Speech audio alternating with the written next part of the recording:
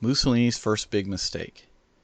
This is part of the battle series, Operation Compass, Libya in 1940. This has been brought to you by EmersusTech.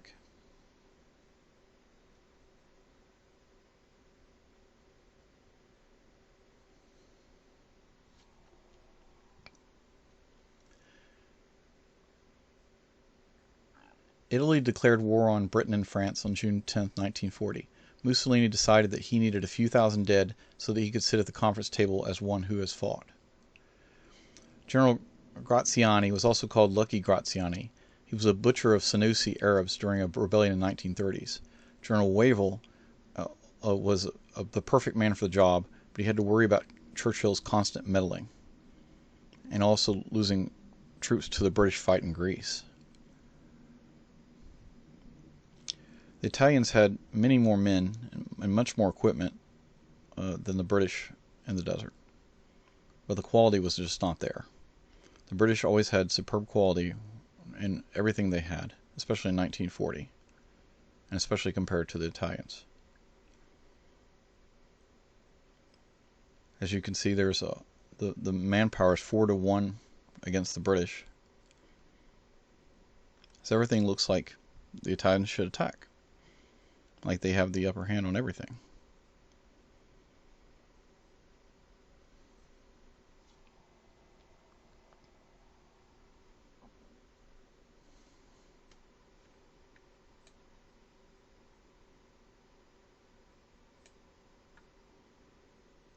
The Italian 10th Army, striking out of their colony in Libya, invaded the British protectorate of Egypt in September 1940. Despite a huge advantage in numbers, Marshal Graziani's troops only advanced as far as Sidi Barrani. Aiuto, abbiamo bisogno di rinforzi. They advanced 60 miles inside Egypt. There they stopped and simply dug in and demanded reinforcements before they moved any further. With such heavy odds in the Italian army's favor, who do you think would attack? Why, the British, of course.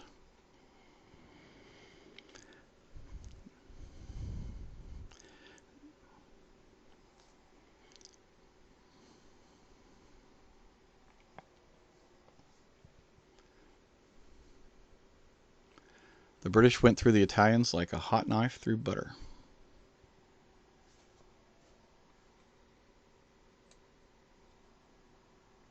One of the first big engagements of Operation Compass would be called the Battle of the Camps, where the Commonwealth would hit the Italian encampments around Sidi Barrani.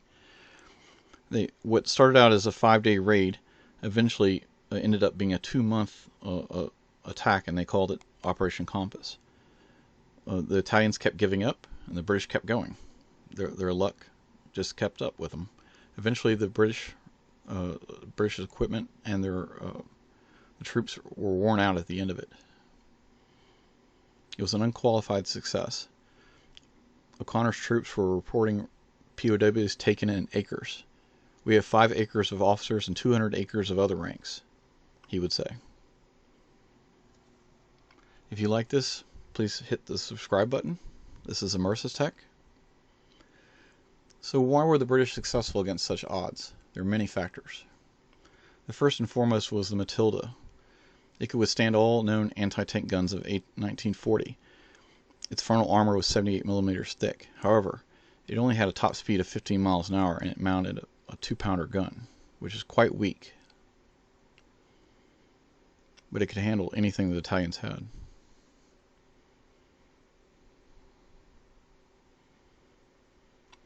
The Italians simply couldn't knock it out in most situations.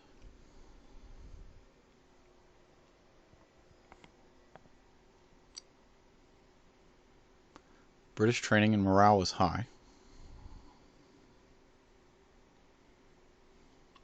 The Western Desert Force was prepared to fight in desert conditions before the war started.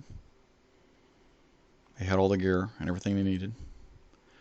The British equipment was mostly superb for 1940. On the other hand, the Italian army simply was not ready nor had the correct equipment to fight a modern war.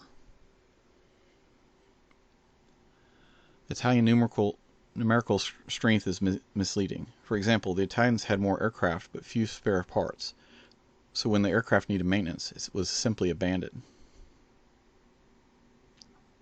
Italian morale was mixed. At times they fought bravely, dying to the last man beside their guns. At other times they were willing to give up in droves after a brief firefight.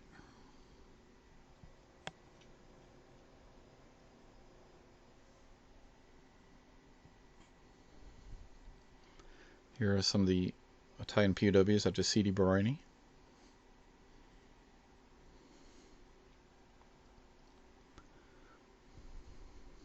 Hey Alfredo, is that fettuccine ready yet? Mamma mia! No, I'm working on something new. I call it pizza.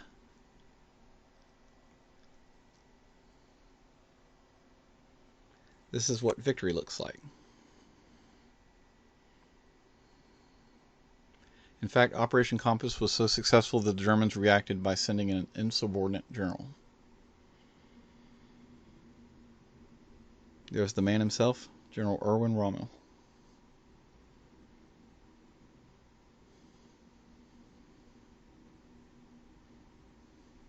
But that's another story for a different time.